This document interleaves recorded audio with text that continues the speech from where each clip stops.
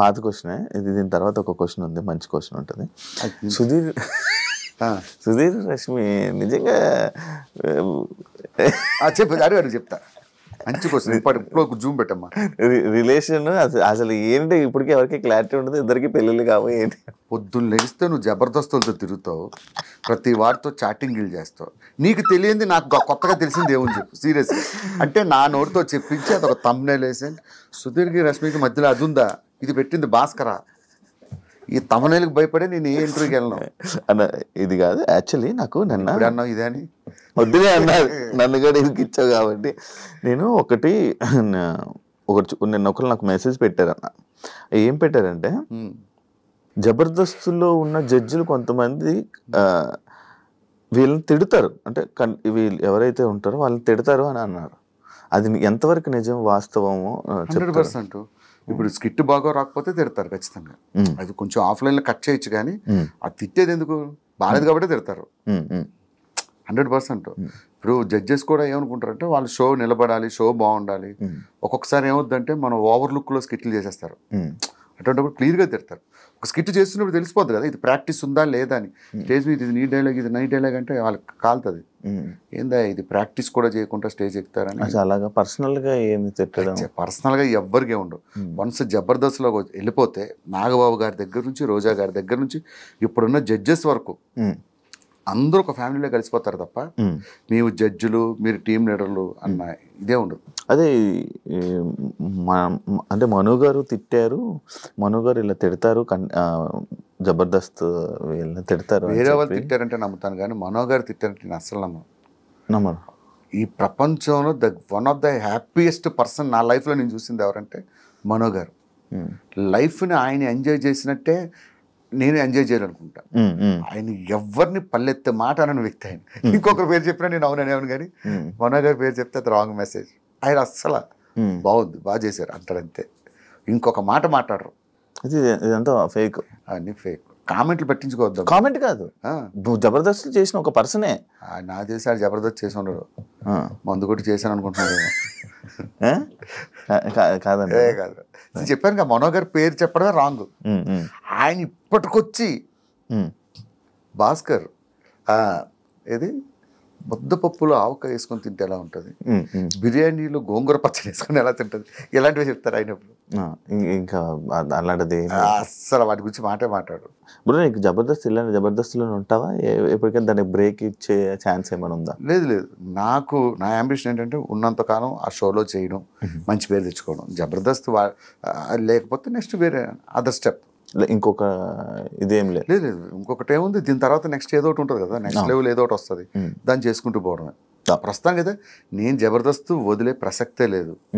ఉన్నంతకాలం ఆ షోని కాపాడడానికి ట్రై చేస్తాం, నేనే కాదు అందరం కలిపి. ఇంకా మిగతాది దేవుడి దయ, మనదేం లేదు. దేవుడి దయ, ఏదో ఇది అదృష్టం అంటే అంతే. చాలు, ఇన్ని సంవత్సరాలు కష్టపడి చేసాం. అలానే నాకు సినిమాల్లో బ్రేక్ వచ్చింది భయ్య, నేను కొంచెం బ్రేక్ ఇద్దాం అనుకుంటున్నాను. ఇలాంటి లత్కూరు మాటలు చెప్పడం ఇష్టం.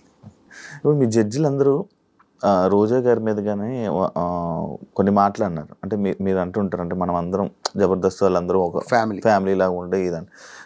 ఆర్పి ఇలా రోజా గారి మీద వాటి మీద కామెంట్స్ చేశారు కదా, మరి ఇప్పుడు ఎందుకన్నా జబర్దస్త్ వాళ్ళు ఎవరు వాటి మీద రియాక్ట్ అవ్వలేదు? దాని మీద అది జబర్దస్త్ సంబంధించింది, అది రాజకీయాలకు సంబంధించి.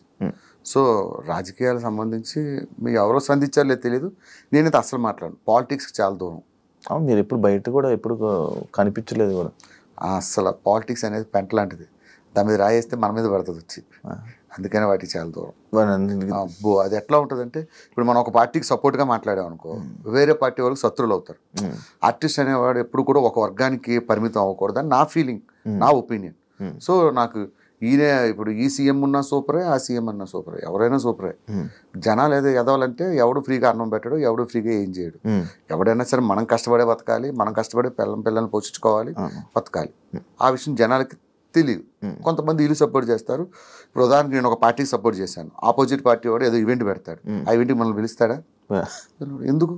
అందరూ మన వాళ్ళు అనుకుంటే ఏ కష్టం లేదు, అన్ని ఈవెంట్లు చేసుకోవచ్చు హ్యాపీగా.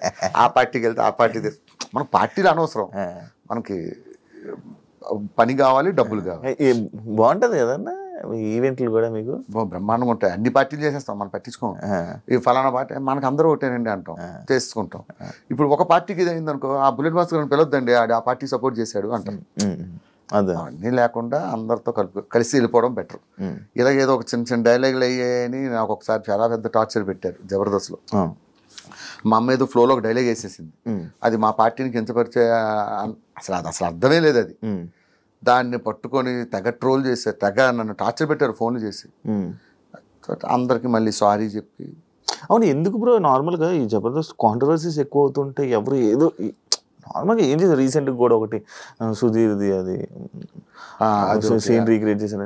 ఇప్పుడు జబర్దస్త్ పొలిటీషియన్ ఇలా చేశారని చెప్పి. ఏమైందంటే డిజిటల్ మీడియా, సోషల్ మీడియా ఇవన్నీ పెరిగిపోవడంతో పని పాట లేని వాళ్ళందరూ ఇదే కూర్చుంటారు, ఎక్కడ తప్పు దొరుకుతావా, ఎప్పుడు ఎత్తి చూపుదావా అని.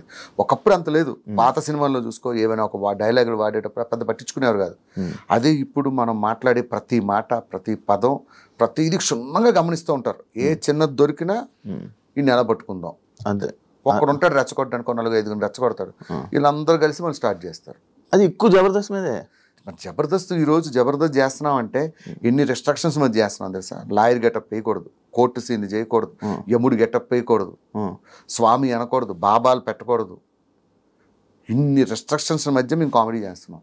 అబ్బా, అది అందుకే ఇంకా రాను రాను అది చాలా రెస్ట్రిక్షన్స్. ఈటీవీ ఏంటంటే వాళ్ళు ఒక పద్ధతులు ఉంటాయి, ఆ పద్ధతిలోనే చేయాలంట. డబుల్ మీనింగ్స్ ఎక్కువ. మరి ఎందుకు మనం చూస్తే డబుల్ మీనింగ్, చూడకపోతే ఏమిటి మీ ఆవిడ బాగుందండి అన్నాం అనుకో, థ్యాంక్స్ అండి అంటాడు. రెండో మీనింగ్లో చూస్తే మా ఆవిడ బాగుంది అన్నాడు ఏంటి, ఏ యాంగిల్లో అన్నాడు వీడు. ఆలోచిస్తే డబుల్ మీనింగ్, ఆలోచించకపోతే సింగిల్ మీనింగ్. ఎంజాయ్ చేసేవాడు ఎంజాయ్ చేస్తాడు, ఎంజాయ్ చేయలేని వాళ్ళు నెగిటివ్ కామెంట్స్ పెడతారు. చంద్రబాబు టచ్లో ఉన్నారు, అందరూ టచ్లో ఉంటారన్న, అందరికీ టచ్లో ఉంటారు. కానీ నేను ఎక్కువ వాళ్ళతో ఇది నా పని నా లైఫ్, ఏదైనా అకేషన్లో అయితే కలుస్తాను. లేడు కదా ఇంకా మీతోనే. ఏం కాదు, చంద్ర కానీ శ్రీను గారు కానీ వీళ్ళందరూ కలిసే ఉంటారు మాతో. ఏదైనా అకేషన్ సందర్భం వచ్చినప్పుడు అందరూ కలుస్తారు. ఇంకోటి, మీ వాచ్ కోసం మీరు ట్రోలింగ్ చేశారు కదా బ్రో, మీ మీద బలిసినోడు బాగున్నాడు కదా అని చెప్పి, అది ఏంటి అది? అది ఒకరోజు మా నాన్న అడిగితే చెప్పాను ఇంటర్వ్యూలో, వాచ్ అంతా 25,000 30,000 ఉంటుంది. కింద కామెంట్లు పెడతారు కదా, ఇప్పుడు ఉన్నాయని బలిసి కొట్టుకుంటున్నాం, తర్వాత లేకపోతే ఏంటి పరిస్థితి. ఒకటి బ్రో, నువ్వు లేనప్పుడు ఎంజాయ్ చేయలేక, ఉన్నప్పుడు ఎంజాయ్ చేయకపోతే నీకు వేరే వాడికి పరిస్థితి ఏంది? నేను సికింద్రాబాద్ కొత్తలో ఐటమ్ వచ్చిన కొత్తలో 10 సార్లు తిరిగాను, నా వాచ్లని చూసాను.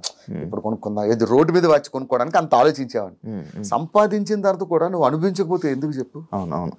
అలా అని నేను మాంసం తిన్నామని చెప్పి దుమ్ములు మెల్లేసుకుని తిరగమంటలే.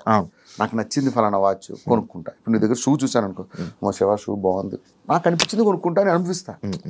అర్థమైందా? వేరే వాడు సంపాదించలేడు, ఏమనుకుంటాడు పాపం, అనుభవించలేడు. నేనైతే లైఫ్ ఫుల్ ఎంజాయ్ చేస్తా.